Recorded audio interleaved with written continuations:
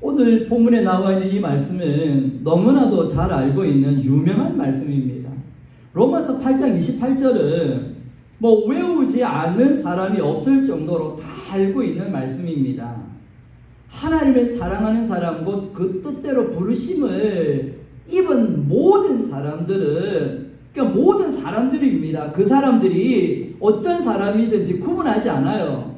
모든 사람들은 모든 것이 합력하여서 선을 이룬다라는 이 엄청난 말씀은 우리가 잘 아는 말씀이고 암송까지도 하는 말씀이에요. 그렇다면 여러분, 이 말씀을 정말 믿으십니까? 정말 여러분은 모든 것이 합력하여 선을 이룬다는 이 사실을 믿으시느냐, 그 말씀입니다. 제가 이 사실을 여러분에게 한 사람을 소개하려고 합니다.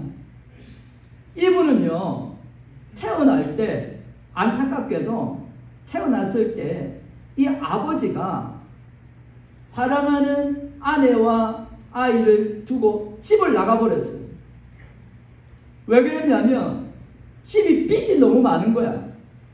이 빚을 해결할 수가 없으니까 그 엄청난 빚을 이 아내와 이 핏덩이 같은 자기와 그 두 자녀를 두고 아버지가 나가버린 거예요. 졸지에 이 집안은 가정이 깨어져 버렸어요. 그러니까 이거 어떻게 해요? 큰일 났잖아요. 그 빚쟁이들은 날마다 빚을 갚으라고 이 집을 아니까 찾아오는 거예요. 할 수 없이 이사를 가버린 거예요. 계속 이사를 다니는 거예요. 빚쟁이들이 찾아오니까. 그 와중에 또 이 엄마는 이 아이, 핏덩이 같은 이 아이하고 이 애를 어떻게든지 살려야 되니까 돈을 벌 수 있는 건 다 하는 거야. 산후조리원에 가서 일을 하고, 남의 집에 가서 가사 도우미로 일을 하고, 식당에서 일을 하고, 그 짬짬이 아르바이트는 다 하는 거야. 그렇게 피땀을 흘리면서 살아가는 거야. 이 핏덩어리 애가 조금 컸어. 이제 초등학교를 갔을 때 얘도 엄마를 보니까 그냥 있으면 안 될 것 같아서 아르바이트를 해요. 원래 초등학생은 돈을 번다든가 아르바이트 이런 걸 못하게 돼 있거든요. 얘가 신문 배달을 하기 시작했어요. 초등학생인데, 초등학교 4학년인데 얘 신문 배달을 하기 시작했어요. 어머니가 그렇게 밤낮 일을 하고 있는 거 보니까 이 어린애도 가만히 있을 수가 없던 거예요. 그리고 우유도 배달하고 신문도 배달하고 구두도 닦고 그러고 살아가고 있는 거예요. 그러고 있는데 이게 웬일이에요? 어떤 사람이, 자기하고 친분이 있는 사람이었겠죠. 이 어머니와 이 아들의 이름으로 카드를 만들어서 카드 빚을 져버렸네. 그것도 알지 못했는데 어느 날 고지서가 집에 날아온 거 보고 큰일 났다. 이게 왜 고지서냐 해서 보니까 다른 사람이 이 불쌍한 어머니와 그 집의 아이를 그 카드를 가지고서 카드를 써버린 거예요. 카드 빚을 만들어. 그러다 보니까 이 빚까지 또 생겨버린 거예요. 그러니까 또 빚을 갚으라고 죽으라고 일을 하는 거예요. 죽으라고. 그리고 이 핏덩어리가 이제 커서 군대를 가려고 진짜 임사를 받아보니까 간 수치가 안 좋다는 거예요. 보통 사람보다도 30배 이상 안 좋기 때문에 군대는 면제가 됐어요. 문제는 뭐냐면 이거 가만 내버려 두면 간 경화로 죽게 되어지니까 치료를 계속 받아야 돼요. 지금 이분 나이가 40이 넘었는데 지금도 그 약을 계속 먹고 있대요. 어느 날 가만히 생각을 해보니까 너무 자기 자신이 불행한 거예요. 태어나면서부터 아버지가 자기를 버리고 가버렸으니까. 이렇게 고통스럽게 고난 가운데 살아가는 내 삶이 아무리 생각해도 불행한 것밖에 없는데, 그런데 불행이나 불평보다도 마음에 감사가 있는 거예요.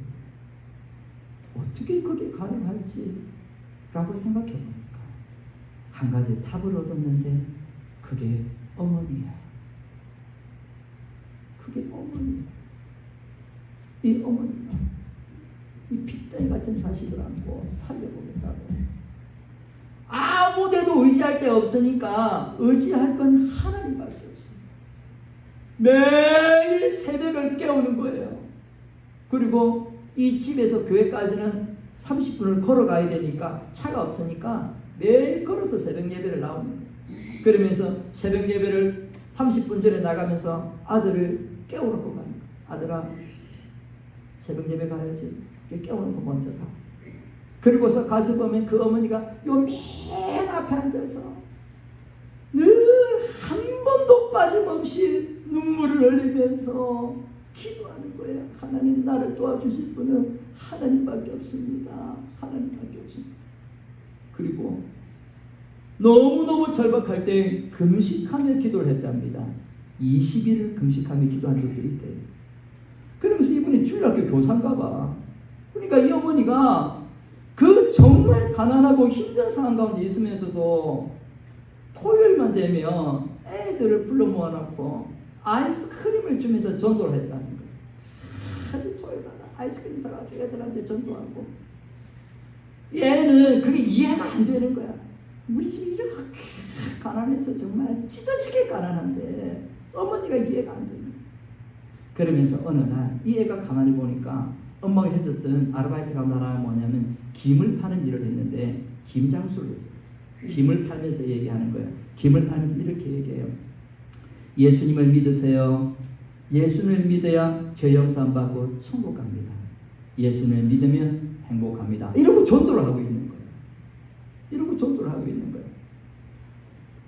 시간이 지나고 나서 생각해 보니까 그 어머니가 너무 존경스러운 게 이 두 아이가 저녁에 이제 엄마는 저녁에도 아르바이트를 했으니까 새벽부터 밤까지 일이란 일은 다 했으니까 그러니까 밤늦게 이제 돌아와서 이 아이들은 자고 있는데 뭔가 물이 뚝뚝 떨어지는 것 같아서 눈을 떠보니까 이 엄마가 그 밤늦게 일을 하고 와가지고는 이 아이의 손을 얹고 눈물을 흘리면서 안수기도 하고 있는 거예요. 축복해달라고. 그러니까 얘가 잠이 깨요. 밤에는 어머니의 눈물이 흘린 그 눈물 때문에 잠을 깨고 아침에는 어머니가 깨워서 얘야 새벽이다 기도하러 가자. 그거 깨워서 기도가는 이 어머니를 생각하니까 너무너무 감격이 되는 거예요. 그래서 그는 이렇게 고백을 했습니다. 이분은 지금 목사님이 됐는데 이렇게 고백했어요. 우리 가운데 있어서 가장 불행한 삶은 이 땅에서의 삶이 전부라고 여기고 눈에 보이는 것, 무엇을 먹을까 무엇을 마실까 여기에만 집중하며 살아가다가 마지막 죽음의 순간에 이르렀을 때에 내가 인생을 허무하게 살았구나, 어떻게 살았구나 라고 말하며 죽는 게 가장 불행한 인생이다. 그랬어요.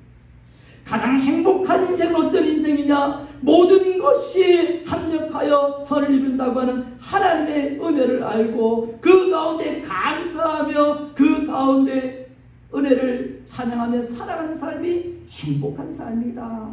그렇게 고백했습니다. 그분이 지은 노래가 이 곡이에요. 그분이 이렇게 어느 날 기도하는데 하나님께서 이 영감을 주셨대요. 그래서 은혜라는 곡은 이 송경민 목사님이 자기가 어린 시절부터 지금까지 살아온 인생을 돌아보니까 이랬다는 거예요. 이거는 그분의 인생의 고백이에요. 대한민국에 나온 보험선거 가운데에 최초로 1천만 조회수를 넘었어요. 이 곡이. 와, 이 곡이 1천만 조회수가 넘었다고 하는 건 뭡니까? 대한민국 사람 가운데 4명 가운데 1명은 이 노래를 불렀다는 거예요. 왜냐면 아시죠? 구독자로 조회하지 않으면 조회수 안 올라가는 거 아시죠? 1000만 명이 넘게 불렀어요. 이분이 그렇게 고백한 거예요. 내가 누려왔던 모든 것들이, 내가 지나왔던 모든 시간이, 그렇게 고백을 하기 시작한 거예요. 모든 것이 은혜 한없는 은혜, 그렇게 고백을 해요. 이 곡이 제가 금방 말씀드렸던 그 간증의 주인공인 손경민 목사님의 이야기예요. 다시 묻겠습니다. 여러분, 내가 지금 어떤 상황 가운데 있든, 내가 지금 어떤 형편 가운데 있든지 모든 것을 합력하여 선을 이루시는 하나님을 믿으십니까? 이 찬양을 부를 때마다 기억하십시오. 하나님은 정말 모든 것이 합력하여 선을 이루시는 하나님이라는 사실을 믿으시기 바랍니다. 이 송경민 목사님의 삶을 하나님께서 완전히 책임져 주셨습니다. 그 판권만 해도 얼마일 것 같아요. 저작권만 해도 얼마일 것 같아요. 오늘 본문에 있는 이 말씀을 통해서 그렇다면 우리가 모든 것이 하나님의 은혜이라고 실제로 감사하며 고백하며 감사한 가운데 사람을 찬양하며 살아갈 수 있는 두 가지 이유를 말씀드리려고 합니다. 이 두 가지 이유가 여러분의 이유요 고백이 되어줄 수 있길 바랍니다. 첫 번째는 뭐냐면 한번 따라서 하시겠습니다. 모든 것이 합력하여 선을 이루기 때문이다. 아니 그거 좀 전에 들은 말씀인데요 라고 말씀하실 텐데, 자 제가 이 합력하여 선을 이룬다는 이걸 설명을 좀 드리겠습니다. 여기 선이라고 하는 이게 뭘까? 선이라고 하는 게 뭘까? 고대 철학자들은 선에 대해서 관심을 많이 가지고 이 선에 대해서 나름대로 여러 가지 고민을 하고 연구를 했습니다. 그러다가 아리스토텔레스가 선이라고 하는 것에 대해서 이렇게 정의를 내렸습니다. 선이라고 하는 것은 이게 보통 선이 아니라 최고의 선입니다. 인간이 누리는 최고의 선, 아리스토텔레스는 그것이 행복이다 그랬습니다. 그것은 행복이다. 그게 인간이 누리는 최고의 선이다. 그러나 임마누엘 칸트라고 하는 철학자는 이렇게 얘기했습니다.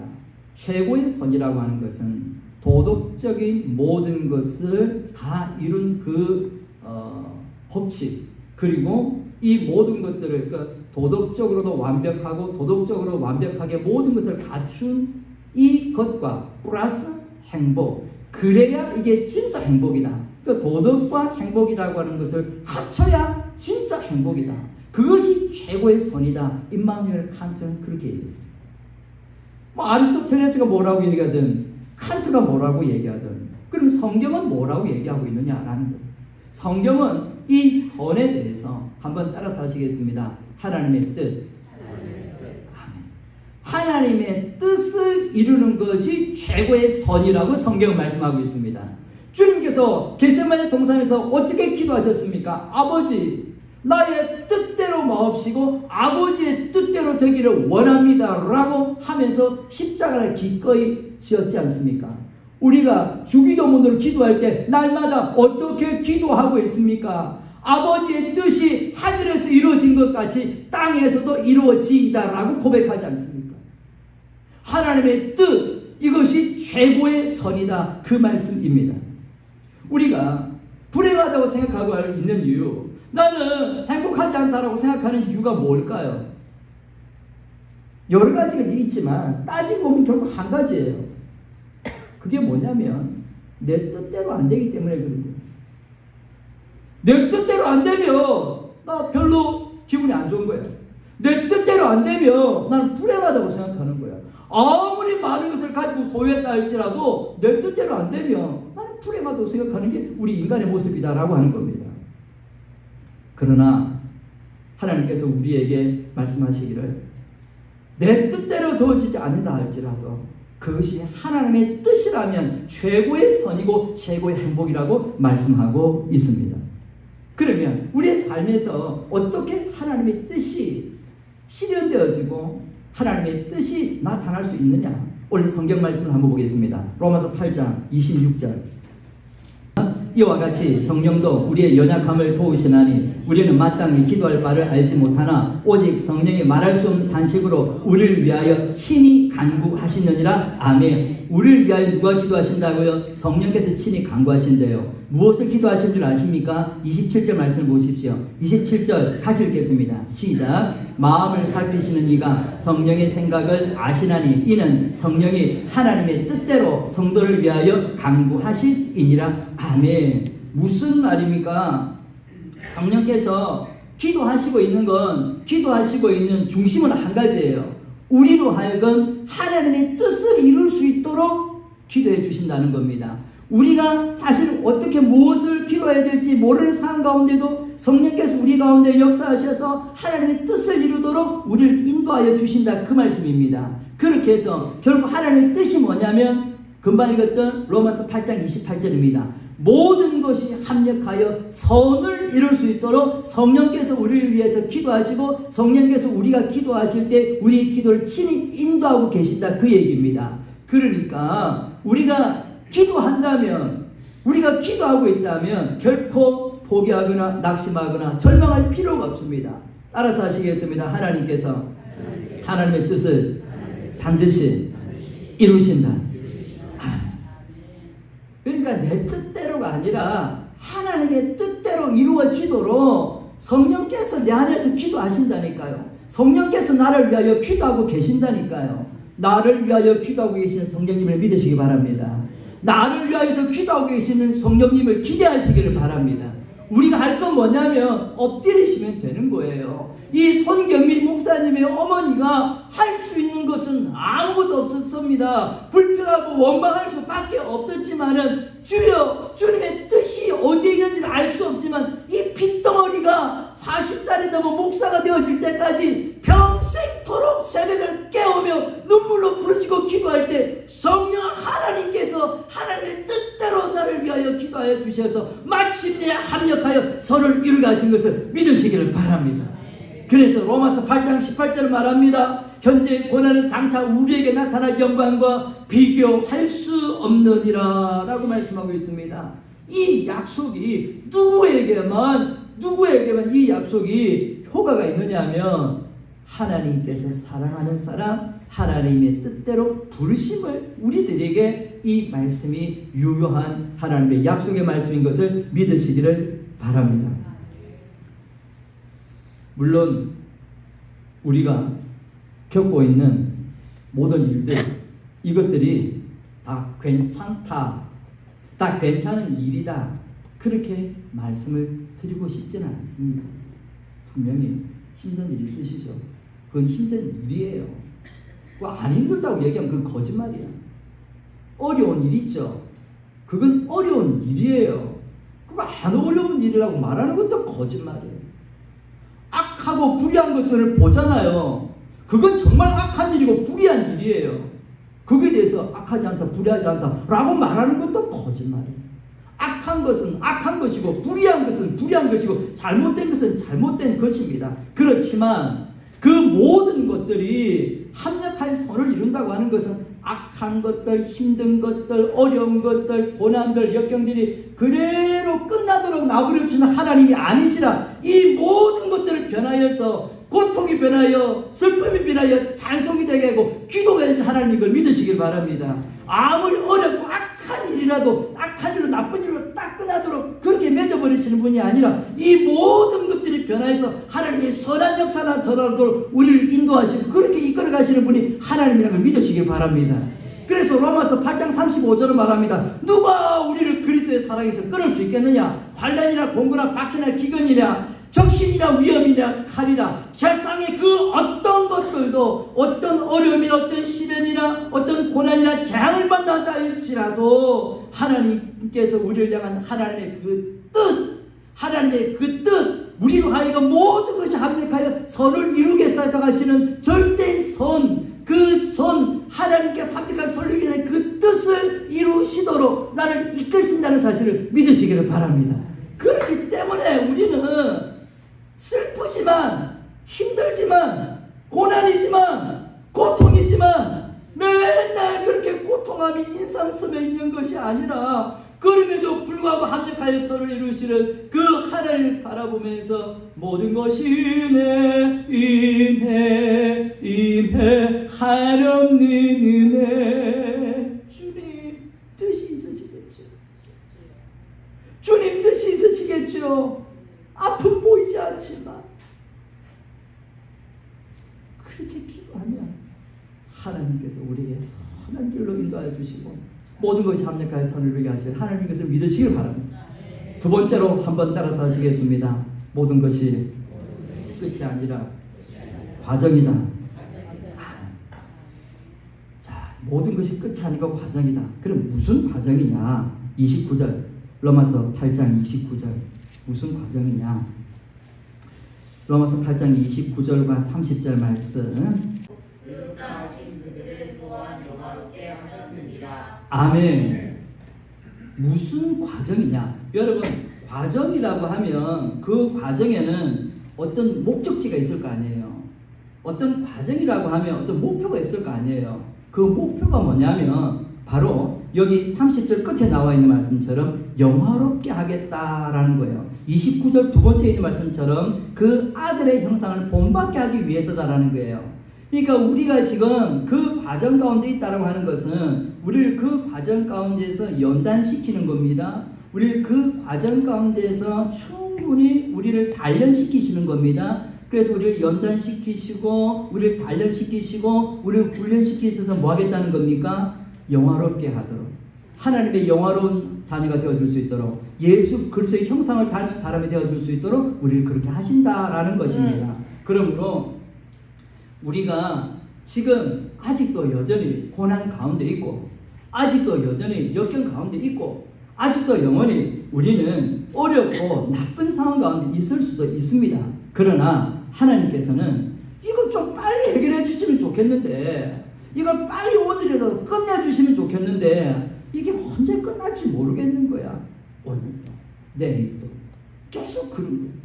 가만 내버려 두시는 거예요. 그렇게 하시는 이유가 뭐냐면 이게 한번 따라서 하시겠습니다. 끝이 아니고 과정이다. 그러니까 혹시 이 자리에 고난의 시간이 길다고 여겨지시는 분들이 있다고 하시면, 어려운 시련의 시간이 길다고 여기시는 분이 있으시면 그렇게 고백하십시오. 이건 끝이 아니고 과정이다.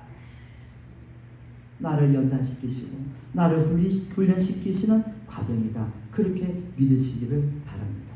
자, 그래서 오늘 본문 30절 말씀 보게 되어지면 이렇게 말합니다. 그를 정하시고, 나를 정하시고 부르시고, 두 번째 줄 의롭다 하시고, 세 번째 줄 영원롭게 하신다 그랬습니다. 이게 뭐냐면 하나님께서 우리를 예정하시고 불러주셨잖아요. 예정하시고 불러주셨는데 그 가운데서 우리가 의로운 하나님의 자녀들을 칭의로 하셔서 하나님의 의로운 자녀로 거룩한 백성이라고 말씀하시고, 그 과정을 통해서 점점 의롭다 하시고 점점 영화롭게 하셔서 그런 성화의 과정 속에서 주님의 인격을 닮아가도록 우리 한 인간의 예수를 믿고 이렇게 성숙해져가는 과정을 30절은 지금 말씀하고 있는 거예요. 그러므로 우리 삶 가운데에 어떤 어려움과 시련과 역경을 만났다고 하면 우리는 반드시 생각해야 됩니다. 그리고 이 모든 과정들을 지나고 나면 반드시 변화와 성숙이라고 하는 게 있습니다. 그렇기 때문에 우리는 고난 자체나 어려움 자체만을 생각하고 볼 것이 아니라 우리는 내가 얼마만큼 그리스도인의 형상을 닮아가고 있나, 얼마만큼 예수님을 닮아가고 있나, 내가 얼마만큼 그리스도의 영화로운 그 주님의 그 기대와 주님께서 나를 영화로운 하나님 자녀가 되게 하셨다고 하는데 내가 그 과정 가운데서 내가 어디까지 이르고 있느냐, 이걸 생각하셔야 되는 거예요. 이거를. 우리 인생이라고 하는 건 그렇습니다. 내가 얼마만큼 큰 업적을 가지고 많은 일을 했는가, 대단한 일을 했는가, 그게 중요하지 않아요. 하나님은 거기에 대해서 별로 관심이 없으세요. 우리 한 사람 한 사람이 얼마만큼 주님을 닮은 거룩한 하나님의 백성들의 형상이 있느냐, 우리의 인격도, 우리의 신앙도, 우리의 믿음도 얼마만큼 성숙해져 있느냐, 주님은 거기에 관심을 가지시는 거예요. 욥이 정말 기가 막힌 시련과 기가 막힌 고통과 기가 막힌 절망 가운데 있었잖아요. 그러나 아무도 모르지만 자기 아내마저도 남편을 모르고 떠나버린 상황이지만, 그러나 주님은 나를 아신다는 거예요. 그러니까 어떻게 했겠습니까? 욥은 생각했죠. 모든 것이 합력하여 선을 이루시는구나. 이것이 끝이 아니고 과정이구나. 그 믿음을 가지고 욥기는 42장까지 계속 갑니다. 그러다가 마침내 욥은 욥기 42장 5절에 이렇게 고백합니다. 내가 주에 대하여 귀로만 들었지만 이제 눈으로 주를 배움나이다. 그렇게 고백을 해요. 이만큼 욥이 신앙이 성장한 거예요. 욥이 동방의 거부였고 엄청난 재산을 가지고 있고 부족하면서 행복하게 살아가는 사람이지만 어느 날 모든 것이 다 사라져 버렸을 때는 욥의 실체가 벌거벗은 모습처럼 다 드러나 버린 거예요. 근데 그 욥을 하나님께서 부르시고 훈련시키시고 의롭다 하시고 연단시키시고 영어롭게 하시고 하나님의 형상을 닮아가도록 그리고 주의 영어로운 자녀가 될 수 있도록 연단시키고 훈련하는 과정 가운데 있잖아요. 그러다가 욥이 그렇게 고백하잖아요. 아, 내가 이제야 제대로 그리스도인이 되었구나. 내가 이제야 제대로 하나님의 자녀가 하나님의 거룩한 백성이 되었구나 라고 고백을 하잖아요. 그런데 여러분, 지금부터가 중요해요. 지금부터가 중요해요. 왜 중요하냐면 한번 따라서 하시겠습니다. 이제 고난은 끝난다. 예, 이제 고난이 끝납니다. 보세요. 욥기 42장까지 보게 되었지만 그때까지는 계속 고난 그렇게 가요. 욥의 친구들마저 와서 욥을 모욕합니다. 야, 욥, 네가 아무리 어렵다고 하지만 너 자신을 돌아봐. 네가 분명히 죄를 많이 지었어. 그러니까 네가 그런 엄청난 시련을 당하는 거지. 온갖 모욕적인 말을 하고 그렇게 합니다. 욥은 계속해서 대받아칩니다. 아니야, 나는 그렇지 않아. 자기 변론을 하고 핑계를 하고 계속 이렇게 논란을 계속 하다가 딱 내가 이제 주님을 눈으로 배움나이다 라고 한 다음에 고백이 달라집니다. 그 고백이 달라질 때 고난은 끝나고 하나님의 기적이 일어납니다. 성경 찾아보겠습니다. 욥기 42장 10절 그 위에 9절 말씀 끝에 보면 이렇게 말합니다. 여호와께서 욥을 기쁘게 받으셨더라. 친구들을 위하여 기도할 때 여호와께서 욥의 곤경을 돌이키시고 여호와께서 욥에게 이전 모든 소유보다 갑절이나 주신지라. 아멘. 자, 여기 중요한 게 뭐냐면 이거예요. 이게 10절 첫 번째 줄에 그의 친구를 위하여 기도할 때 예전에는 기도가 안 됐어요. 이 원수 같은 인간들 나 좀 위로해달라고 불렀더니만은 와가지고 하는 말이 내 상처를 더 건드려? 나를 더 괴롭히는 거야?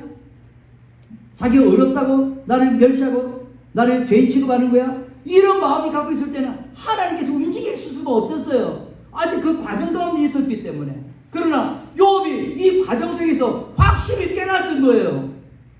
그렇구나. 그렇구나. 모든 것을 완벽하게 선을 이루시는 것. 저 친구를 보낸 것도 하나님의 뜻이 있으시구나. 할렐루야. 저 친구를 보내서 나에게 모욕한 말을 하는 것도 하나님의 뜻이 있구나 라고 하는 것을 완전히 깨닫고 난 다음에 그 하나님을 확실히 알고 난 다음에부터는 친구를 위하여 기도합니다. 하나님, 저 원수 같은 친구를 주여 용서하여 주시고 사랑하는 마음을 주시옵소서. 그러니까 욥의 생각과 마음이 바뀌었습니다. 더 이상 욥 마음 가운데에서 친구를 위하여 원망하고 시기하는 그런 마음들이 사라지고 오히려 친구를 사랑하며 섬기는 마음 갖고 기도하기 시작할 때에 슬픔을 지나서 기쁨이 되어지고 오랜 시련과 연단을 통하여서 이 모든 것들을 견딜 수 있는 그런 인내의 마음, 온유한 마음을 갖게 되었을 때에 하나님께서 모든 고난과 시련을 따라서 하시겠습니다. 돌이키셨다. 아멘. 고난이 끝나고 새로운 욥의 제2의 인생이 시작된 겁니다. 고난의 일막은 끝난 겁니다. 축복의 이막, 기적의 이막이 시작되어진 겁니다. 어떻게 시작되어지느냐? 그 밑에 보십시오. 그 밑에 12절 욥기 42장 12절 제가 읽겠습니다. 여호와께서 욥의 말년에 욥에게 처음보다 더 복을 주시니 그가 양 14,000과 낙타 6,000과 소 1,000결이와 암나귀 1,000을 두었고 또 아들 7과 딸 3을 두었으며 그가 첫째 딸은 여미마라 이름하였고 둘째 딸은 그시아라 이름하였고 셋째 딸은 게타락둥이라 이름하였으니 모든 땅에서 욥의 딸처럼 아리따운 여자가 없었더라. 그들의 아버지가 그들에게 그들의 오라비들처럼 기업을 주었더라. 16절 17절 같이 읽겠습니다. 그 후에 욥이 140년을 살며 아들과 손자 4대를 보았고 욥이 늙어 나이가 차서 죽었더라. 아멘. 사랑하는 여러분, 하나님은 약속을 이루시는 약속의 하나님이십니다. 언약에 신실하신 하나님이십니다. 하나님은 결코 우리를 떠나지 아니하십니다. 결코 우리를 버리지 아니하신다, 그 말씀입니다. 고난 가운데 있다 할지라도 하나님의 뜻, 하나님의 계획, 하나님의 섭리, 하나님의 인도하심이 우리 가운데 있다는 사실을 믿으시기를 바랍니다. 이 사실을 믿음으로 믿고 다시 한번 일어나서 기도할 수 있다면, 믿음으로 설 수 있다면 우리 인생의 제2막은 시작되어지는 것입니다. 여러분이 믿음 가운데 저렇게 기적으로, 축복으로, 능력으로 역사하실 인생의 제2막의 주인공 되신 하나님을 기대하시기 바랍니다. 여러분 인생의 제2막의 주인공 되십시오. 반드시 승리하십시오. 그 기적은 여러분의 것입니다. 다 함께 이 시간 기도하는 시간을 갖도록 하겠습니다.